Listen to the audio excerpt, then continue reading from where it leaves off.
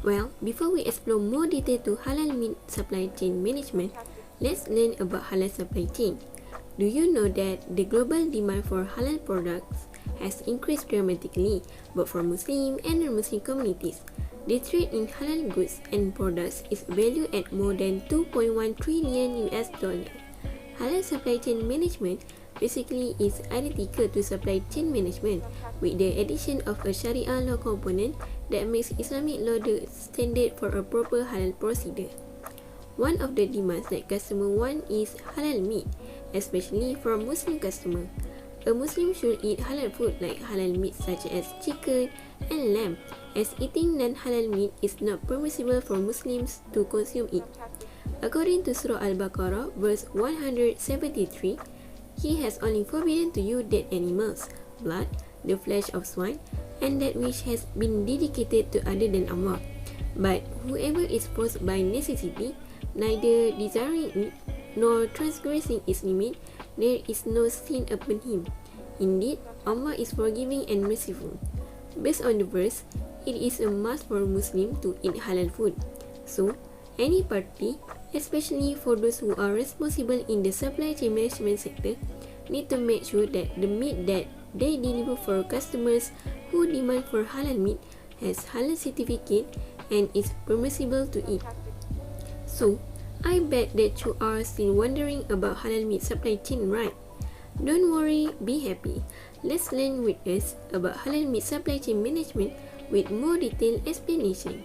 Now, I will go into greater detail and provide a more comprehensive explanation of the halal meat supply chain. There are various stages involved in the halal meat supply chain. Halal meat-based food product can be categorized into two main processes, which involve the process of the food production and food product logistics. The process involved in food production for halal meat-based products are pre-meat meat that are mostly get from farm, port, or cargo.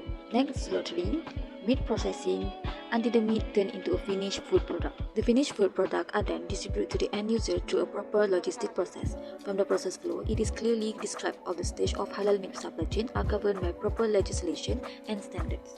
The quality and standard of the halal food products in Malaysia was governed by the Mandatory Act of Food Safety legislation such as Food Act 1983, Food Regulation 1985 for import meat, Food Hygiene Regulation 2009 for domestic meat. The other policy and standards are made optional by the government to improve the safety, quality, and halal compliance of the food process. The optional certification includes those lists. Food safety standards were controlled by the Minister of Health with support from another governance body that is also responsible for the development of halal food products, which is KBDNKK, JPV, and JAKIM, which is the only government institution that is responsible for the halal certification for food products, along with the assistance from Jabatan Agama Islam Negeri, Majlis Agama Islam Negeri. These two are responsible for the halal audit and inspection to the food factory and food services according to each state and district area.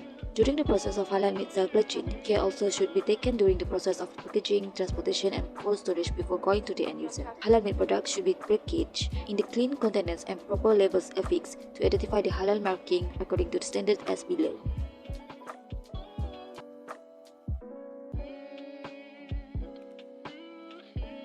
Next, currently there are a lot of issues on the proper slaughtering process of halal meat before meat is received by food manufacturers for meat products processing. In fact, there are claims of fake news about non-halal meat in the process. Regular checking and enforcement by the JAKIM is needed to ensure that the slaughtering process in the actors follows the Sharia law. The requirements state that the person who slaughtering must be a Muslim and a sharp knife is used to slaughter the animal. In addition, the Malaysian halal logo needs to be displayed in order to increase the confidence levels of the customers to the products or services, as well as to increase the marketing of the product internationally. Last but not least, the issue of fraud in supply chain management. In this supply chain management process, it involves many sectors. For example, if we are halal meat supplier, we will interact with customers and the transport that will carry our goods. The issue in this point occurs when there is news reported about a freight forwarder company that is responsible for managing the import process of halal frozen meat, taking the easy way of importing frozen meat from countries that did not receive the valid approval of the Islamic Development Department of Malaysia, which is JAKIM. The issue is really critical as it will make the supply chain of halal meat become poor. It is because the goods or product can be received by the end users who are customers. As a result, the supplier can meet the customer needs because of this issue, and the supply chain will fail. That's all from us. Thank you.